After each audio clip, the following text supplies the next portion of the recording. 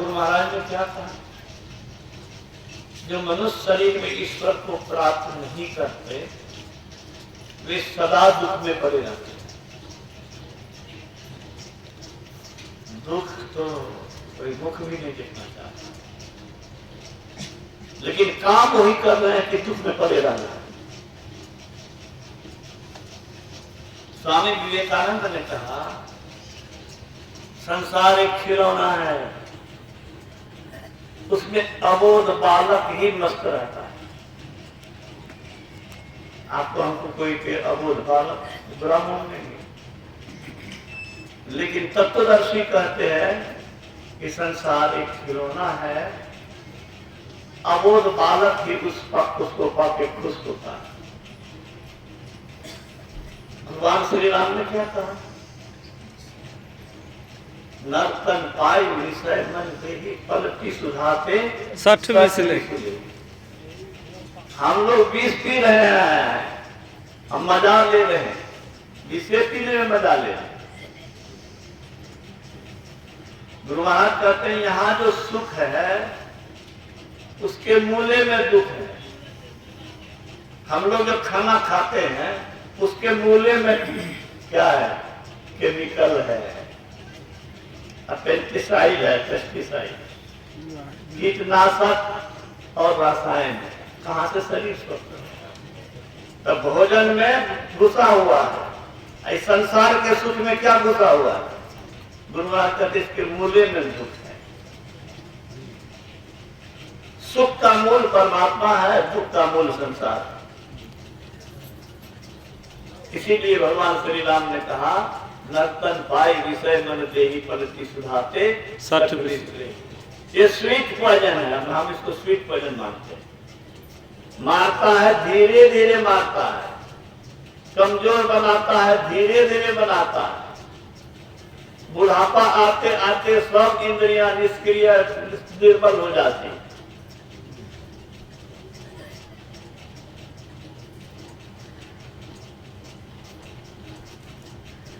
भगवान श्री राम कहते हैं कि बड़ा कठिन से मनुष्य शरीर मिला है, आकर 4,84 योनि भ्रमति 4 खानियों 84 लाख योनियों में भटकने के बाद मनुष्य शरीर मिला। हम लोग भी कभी चींटी रहे होंगे, कुत्ता बिल्ली में रहे होंगे। सोचिए उसकी क्या स्थिति है, हम लोग की क्या स्थिति, कितने ऊंचे शरीर में, कर क्या है। शिशु हुआ कहते थे हमारे छात्रों को, गाय का बच्चा बनोगे ताजा दूध मिलेगा, हाथी बनोगे बहुत कीमती जेवर का दाम होता है। विद्यार्थी चुप चुप उनको देखते थे, कुछ बोलते नहीं थे, तो बाबा कहते थे देखते हैं आपका छात्र कुछ नहीं बोलता है, काम वही कर रहा है जो बिना निमंत्रण के उधरे जाना पड़े। याद रखिए ये कोई मजाक नहीं है, मजाक नहीं है, तथ्य है। अरे जो विद्यार्थी फेल करेगा, कोशिश भी नहीं करेगा, पढ़ना भी नहीं चाहेगा, उसको काहे लोग विद्यालय भेजेगा भाई? मनुष्य शरीर आपको सारे दुखों से छूटने के लिए, ईश्वर भजन करने के लिए दिया है। 84 लाख योनियों में जो आप भटके हैं, कष्ट भोगे हैं, उससे उबरने का अवसर दिया है भक्ति करने के लिए। न आप राम की बात मानेंगे, न कृष्ण की बात मानेंगे, न शिव की बात मानेंगे, न आपकी आत्मा की बात मानेंगे। आपको मनुष्य शरीर मिले तो क्यों मिले? आपकी जैसी चाहना होगी वैसी ही इंद्रियों का सुख चाहते हैं, मरते समय इंद्रियों का सुख खोजोगे तो पशु पक्षी की जोनी में भी मिलेगा, इसीलिए वही शरीर मिलेगा। जो भक्ति नहीं करते हैं, जो संत मत को नहीं अपनाए, मैं उनसे आग्रह करता हूँ, संत से बड़ा कोई हितैषी नहीं, संत से बड़ा कोई उपकारक नहीं, उनको कुछ पाना नहीं। लेकिन जब अवस्था में हम 95 वर्ष के पूर्व में गुरु महाराज को 97 वर्ष के पूर्व में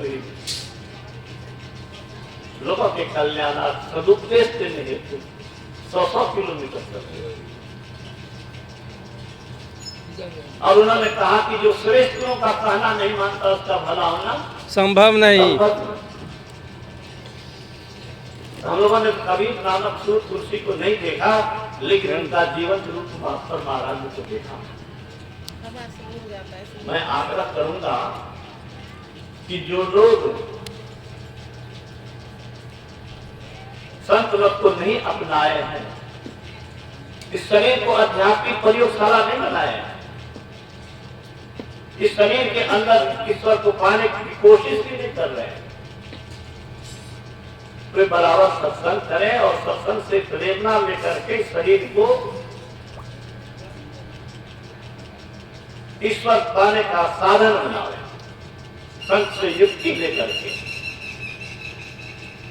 भगवान श्री राम ने कहा कि भवसागर पार करने के लिए मनुष्य शरीर क्या है? नौका है। सदगुरु मल्लाह है, अनुकूल हवा, ईश्वर की कृपा अनुकूल हवा है। तो नाव भी मिली, गुरु भी मिले और ईश्वर की कृपा तो है ही, ये सब सबको मिल रहा है। उसी देश में जन्म हुआ, उस राज्य में जन्म हुआ, उस जिला में जन्म हुआ जो 20वीं सदी के महान संत पैदा हुए। इन ज्ञान को अपना करके अगर इस शरीर का सदुपयोग नहीं करते हैं, हमारे हाथ में सफलता नहीं है। लेकिन मैंने कहा था सवेरे, सपना देखें। अब्दुल कलाम साहब ने कहा, राष्ट्रपति ने पेपर पेश करके मिसाइल मैन बनने वाला वैज्ञानिक, देश के सर्वोच्च पद पर बैठने वाला, राष्ट्रपति बनने वाला और बम विस्फोट करा करके विश्व को चकित करने वाला किसी को मालूम भी नहीं हुआ। परमाणु परीक्षण करके जब सुना अमेरिका वाले की परमाणु परीक्षण कर चुका है तो चकित हो गया, हम लोग को मालूम भी नहीं था। मन हमारा तंत्र फेल कर गया कि परमाणु परीक्षण हुआ और हमको वो तंत्र से जानकारी नहीं मिली। ऐसे मिसाइल मैन ने कहा, सपना वह नहीं है जो नींद में आती है। तो सपना किस चीज का देखें? कलेक्टर बनने का, कलेक्टर को भी गोली मार देता है कोई जाता है। डॉक्टर बनने का, मैं नहीं कहता हूं डॉक्टर मत बनो, लेकिन डॉक्टर कलेक्टर कुछ भी बनो, लेकिन इस बात को मत भूलो कि इन चीजों से हमारा कल्याण नहीं होगा, दुखों से छुटकारा नहीं होगा और कुत्ता बिल्ली की जोनी में जाने से हम नहीं बच सकते। मनुष्य शरीर वाला काम करेंगे तो परमात्मा मनुष्य शरीर देंगे। गुरु महाराज ने कहा, जो सत्संग करते हैं, कर रहे हैं, बोलते करते रहेंगे, उनका शरीर जब भी छूटेगा तो मनुष्य शरीर ही मिलेगा। सत्संग भजन करने वाले के लिए मनुष्य शरीर अस्थाई धन हो जाता है। चिंता वचन है गुरु महाराज, अस्थाई धन। जरा सोचिए, जो लोग दीक्षा नहीं लिए, जो सत्संग नहीं करते, जो ध्यान नहीं करते, ईश्वर का भजन नहीं करते, इसके लिए कोशिश भी नहीं करते, जरा सोचिए कि क्या आपका भक्ति बीज बिन से नहीं जो जाए अनंत, नीच ऊंच घर जन्म ले तो संत के संत। सत्संग, ध्यान, गुरु, संत भक्त का सिद्धांत, गुरु, ध्यान और सत्संग। और एक चौथा पाया है सदाचार।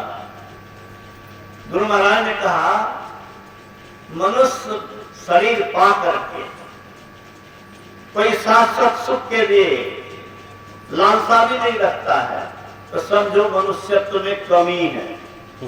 अब लीजिए, मनुष्यत्व में कमी हो गई यदि आप उस सुख को पाने के लिए लालसा भी नहीं रखते। मनुष्य शरीर क्यों? ये विचारवान है, समझदार है, विचार सकता है, ऐसा सुख चाहते हैं। 2 दिन हंस ले या फिर तो तीसरा दिन रोए। बकरा जन्म लेता है, बकरी जन्म लेती है कटने के लिए, और हम लोग भी जन्म लिए हैं मरने के लिए। क्या इसी के लिए हम लोग जन्मे हैं? क्या यही हमारा हश्र होगा? क्या इससे ऊंची कोई गति नहीं हो सकती? मैं बराबर कहता हूं, खेत जोत के छोड़ दो, जोतना बेकार होगा। याद करके छोड़ दो, भूल जाओगे। लेकिन भक्ति करके जितना ही आगे बढ़ोगे, वो अमर वृक्ष है। भक्ति का बीज क्या है? अमर है, वह जलने वाला नहीं है। जो अभी हमारे ओम बाबू कह रहे थे कि बीज को भून दो, बीज को भून दो तो बीज अंकुर नहीं होगा, न पौधा होगा, न वृक्ष होगा। भक्ति का बीज ऐसा नहीं है, उसको कोई जला नहीं सकता। इसलिए गुरु महाराज ने कहा भक्ति का संस्कार पूर्णता गिला कर छोड़ता। और भगवान कृष्ण ने कहा, अर्जुन ने कहा आप कहते हैं मन को एकाग्र करने के लिए, क्यों मन को एकाग्र करें? अभी आप सुन रहे थे कि वासना और प्राण स्पंदन, चित्रपी वृक्ष के 2 बीज हैं। भगवान श्री राम ने कहा प्राण स्पंदन और वासना। सांस को रोक लेना बहुत कठिन है, प्राण जाने की नौबत आती है, वह हठ योग है। राजयोग हम लोग जानते हैं, हम लोग जो करते हैं वो क्या है? राजयोग है। ये सबसे करने योग्य है। इसमें मन को एकाग्र करना पड़ता है। एक तत्व के दृढ़ अभ्यास से वासना